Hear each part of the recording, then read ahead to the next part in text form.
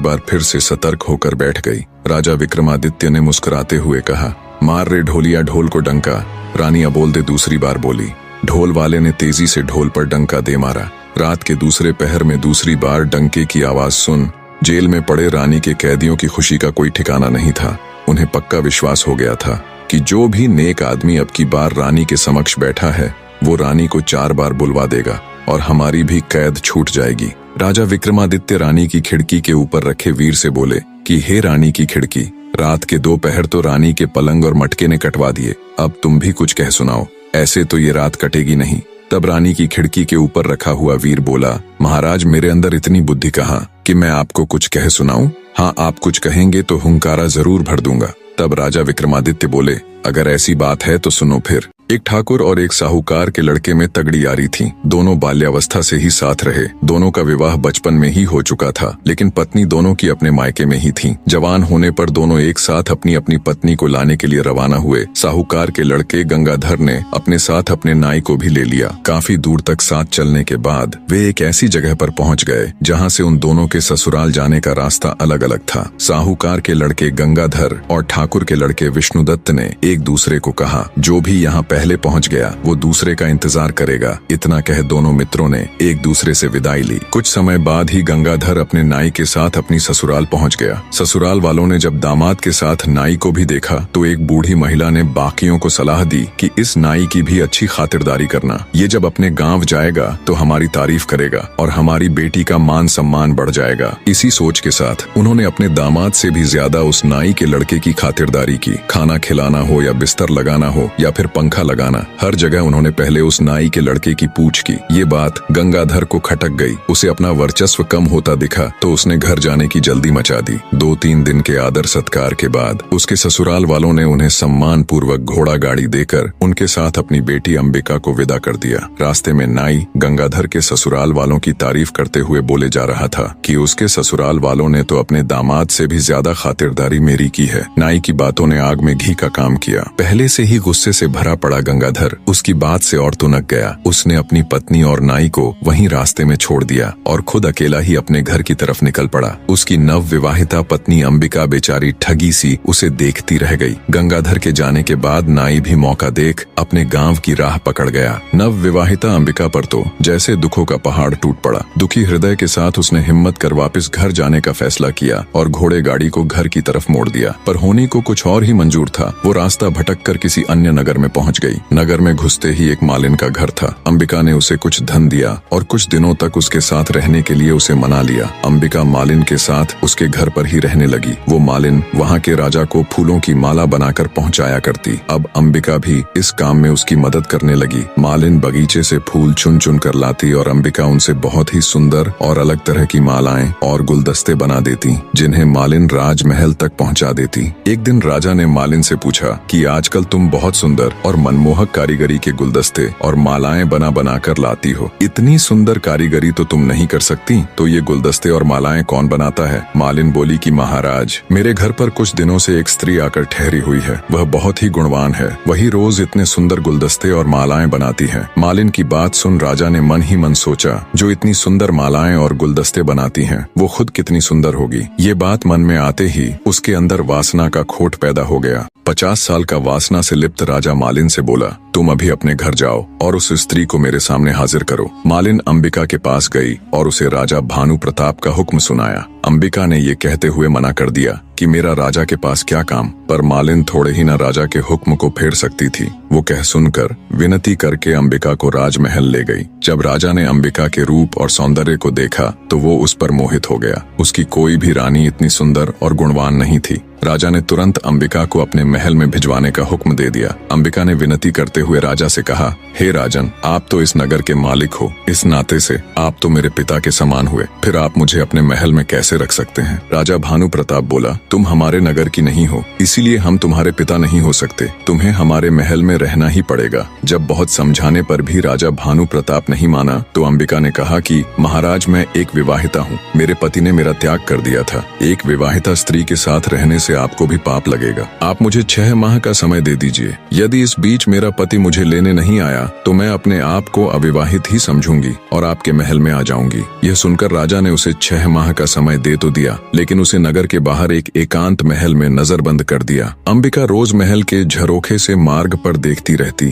कि कभी कोई भूलने से ही उसके मायके या ससुराल से उस ओर आ जाए तो वह उसके साथ अपने हाल का संदेश भिजवा सके। उधर ठाकुर विष्णुदत्त अपनी पत्नी के साथ तय की हुई जगह पर अपने दोस्त का इंतजार कर रहा था। जब गंगाधर अपनी पत्नी का परित्याग करके अकेला ही उधर पहुंचा तो उसे अकेले आते देख विष्णुदत्त बोला, अरे मित्र, तुम अकेले कैसे चले आ रहे हो? मेरी भाभी को कहाँ छोड़ आए? तब गंगाधर ने उसे सारा वाक्य कह सुनाया। सब सुन गुस्से से विष्णुदत्त उसे धिक्कारते हुए बोला, धिक्कार है मित्र, किसी और के अपराध का दंड तुमने अपनी निर्दोष पत्नी को दे दिया। यदि उसके घर वालों ने तुम्हारे नाई की खातिर तुमसे ज्यादा कर दी तो इसमें भाभी का क्या दोष था? इतनी सी बात पर क्या कोई अपनी पत्नी को छोड़ देता है? हमें अभी वापस चलकर भाभी को ले आना चाहिए। गंगाधर ने विष्णुदत्त की बात मान ली। विष्णुदत्त ने अपनी पत्नी को पास ही एक गांव में ठहरा दिया और स्वयं गंगाधर के साथ उसकी पत्नी अंबिका को लाने के लिए निकल पड़ा। गंगाधर ने अपनी ससुराल में लोगों से पता किया तो उसे मालूम हुआ कि उसकी पत्नी अपने मायके नहीं पहुंची थी। ससुराल में ना जाकर वो वहीं से विष्णुदत्त के साथ अंबिका की तलाश में निकल पड़ा। ढूंढते ढूंढते वे दोनों भी उसी नगर में पहुंच गए। अंबिका ने जब महल के झरोखे से उन्हें आते देखा तो तुरंत उसने अपने पति को पहचान लिया और महल के सेवकों से कहकर उन्हें महल में बुला लिया। महल में पहुंचने पर विष्णुदत्त ने अंबिका को अपना परिचय दिया और कहा, भाभी, मेरे मित्र से गुस्से में आपको छोड़ने का अपराध हो गया। वह अपनी करनी पर शर्मिंदा है। अब आप भी बीती बातें भूल जाओ और हमारे साथ अपने घर चलो। गंगाधर ने भी अंबिका से माफी मांगी और चलने के लिए कहा। तब अंबिका ने उन दोनों को अपने साथ घटी सारी बातें विस्तार से बताई और कहा कि पहले हम दोनों को राजा के सामने जाकर उनसे आज्ञा लेनी होगी। वे दोनों राजा के सामने गए। अंबिका ने राजा से कहा कि महाराज, मेरे पति मुझे लेने के लिए आ गए हैं, इसलिए कृपया अब आप हमें जाने की इजाजत दे दीजिए। राजा ने भी अपने वचन का पालन करते हुए अंबिका को अपने पति के साथ जाने की अनुमति दे दी। वे तीनों वहां से निकल पड़े। रास्ते में काशीनाथ ने अपनी पत्नी गौरी को भी अपने साथ ले लिया और सभी अपने नगर में आ सुख से रहने लगे। इतनी कहानी कह राजा विक्रमादित्य ने अपनी खिड़की में बैठे वीर से कहा, हे रानी की खिड़की, बताओ गंगाधर और अंबिका में से कौन ज्यादा महान था? खिड़की में बैठा वीर बोला, हे महाराज, मेरे ऊपर तो पता नहीं कितने सालों की धूल जमी हुई है। न मेरी कभी सफाई होती, न कभी रंग पुताई। मेरे अंदर इतनी बुद्धि कहाँ कि मैं आपको ये बता सकूं कौन ज्यादा महान है और कौन कम। खिड़की में बैठे वीर की बात सुन रानी अबोलदे एक बार फिर से खुद पर काबू ना कर सकी और तमा कर बोली, रे खिड़की, तेरी ये मजाल, हर रोज तेरी सफाई करवाऊं, हर 6 माह में तेरे ऊपर नई रंग पुताई करवाऊं। मेरे साथ तो तूने कभी बात की नहीं और परदेसियों के सामने तू मेरी झूठी बुराई करती। सुबह होने दे, तेरे 18 टूक ना करवाए तो कहना। फिर राजा विक्रमादित्य से बोली, राजा, ये बताना कौन सा कठिन काम है कि कौन महान है? इसमें गंगाधर की तो कोई महानता थी ही नहीं। उसने तो अपनी निर्दोष पत्नी को त्याग दिया था। महानता तो अंबिका की थी। उसके पास रानी बनने का पूरा मौका था, लेकिन फिर भी वह अपने पतिव्रत धर्म पर अडिग रही और उसने अपना धर्म नहीं छोड़ा। ऐसी स्त्री तो महान ही नहीं बल्कि पूजने लायक है। राजा विक्रमादित्य ने शरारती मुस्कान के साथ रानी की तरफ देखते हुए कहा,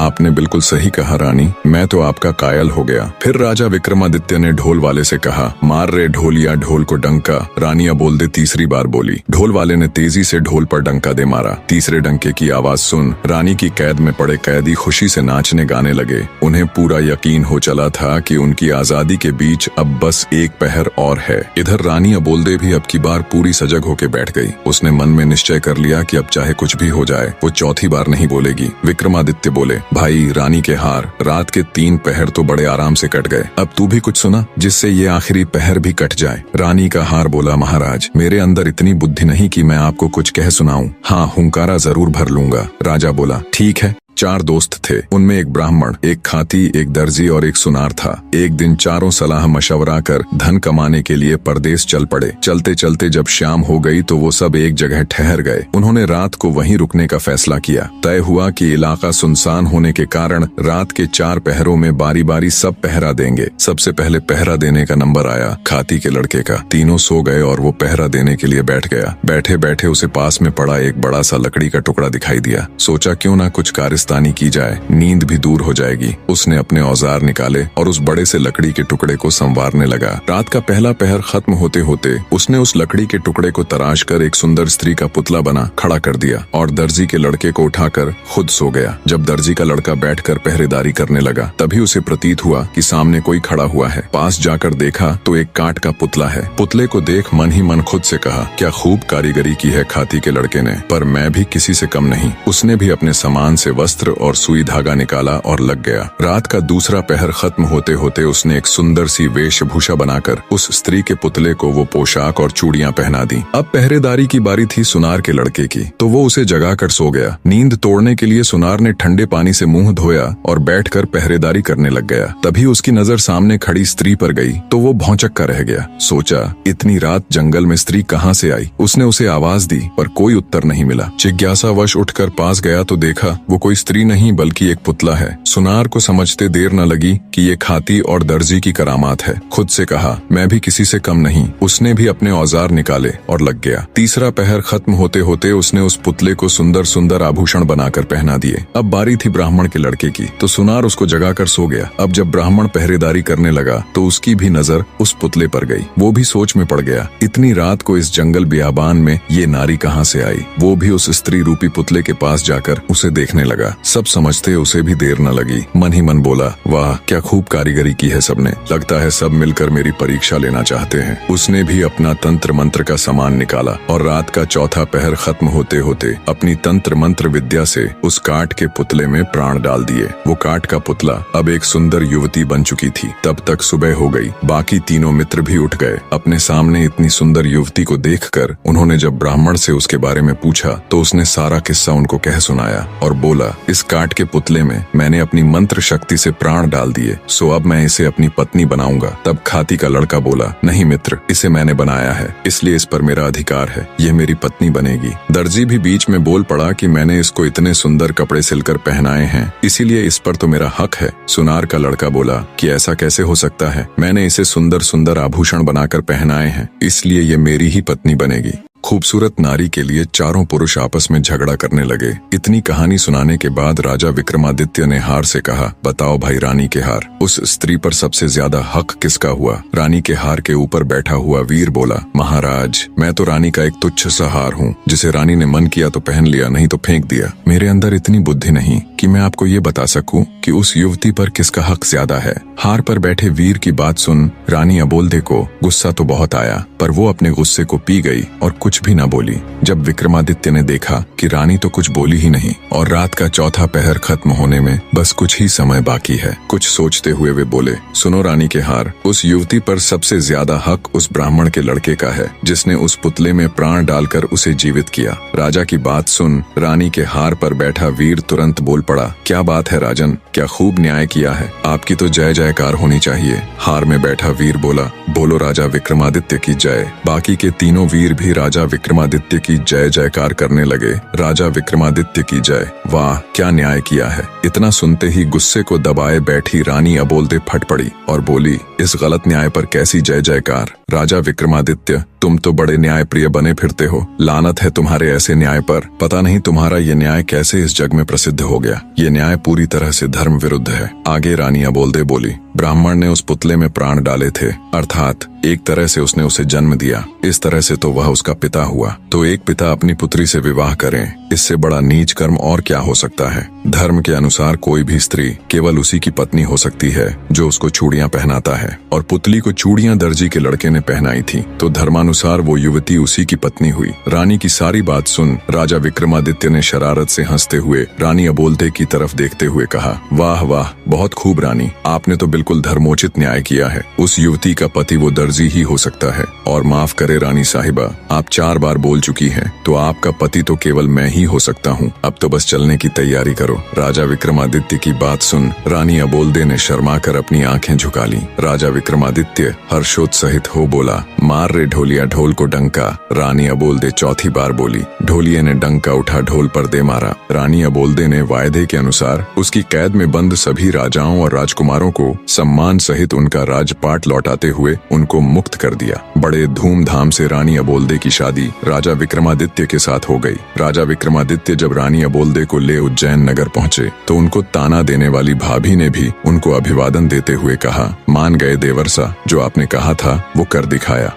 कहानी का निष्कर्ष जानने से पहले कमेंट करके कहानी कैसी लगी और अगली कहानी किस टॉपिक पर सुनना चाहोगे जरूर बताएं। निष्कर्ष, जीवन में सत्य, न्याय और धर्म का पालन सबसे महत्वपूर्ण होता है। जब चारों पात्र अपनी अपनी इच्छाओं और स्वार्थों के अनुसार कार्य करते हैं तो उनका संघर्ष अंततः उनके भीतर के सही और गलत के बोध को उजागर करता है। राजा विक्रमादित्य की न्यायप्रियता और रानी अबोल्दे का धर्म के प्रति अडिग विश्वास दर्शाता है कि सही रास्ता चुनने के लिए आत्मसंवेदनशीलता और विवेक आवश्यक है। यह कहानी यह भी सिखाती है कि किसी भी परिस्थिति में ईमानदारी, प्यार और समझौते के जरिए ही हम अपने जीवन को संतुलित और आध्यात्मिक रूप से पूर्ण बना सकते हैं। भगवान का न्याय हमेशा सही होता है और आत्मिक शांति पाने के लिए हमें अपने कर्मों और विचारों को शुद्ध करना चाहिए। कहानी में अंत तक जुड़े रहने के लिए आप सबका तहे दिल से धन्यवाद।